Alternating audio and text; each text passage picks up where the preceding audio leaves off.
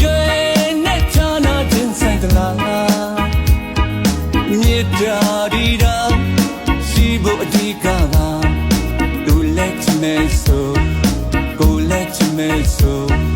ဝေကတော့ပြီးတော့ပါလေကွာ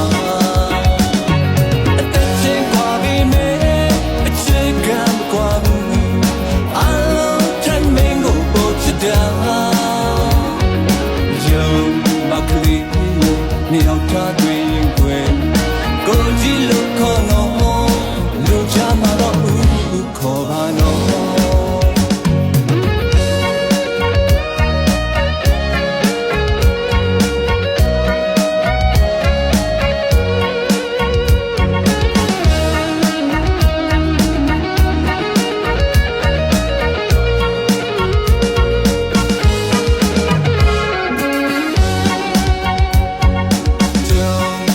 ဆုံးလာတဲ့ခဏတာမြင်မြင်ချင်းဆွဲလမ်းမိတာပါခက်နေတာကအသက်ချင်းကကွာသူက20ကျော်ကိုက50ကျော်နည်းနည်းတော့အာနာမိတယ်နော်ရင်ခုန်ခံစားတဲ့အချက်ကရွယ်နဲ့ချာနာခြင်းစံတလားမြေတာဒီတာရှိဖို့အဓိကပါလူလက်ချမဲ့ဆိုကိုလက်ချမဲ့ဆိုဝေကတော့ပြီးတော့ပါလေကွာ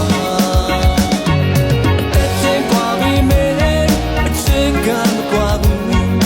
အားလုံးချမင်းကိုပို့ချတာရှုံးပါကလေးရဲ့နေအောင်တာတွင်ွယ်ကိုကြည့်လို့ခေါ်တော့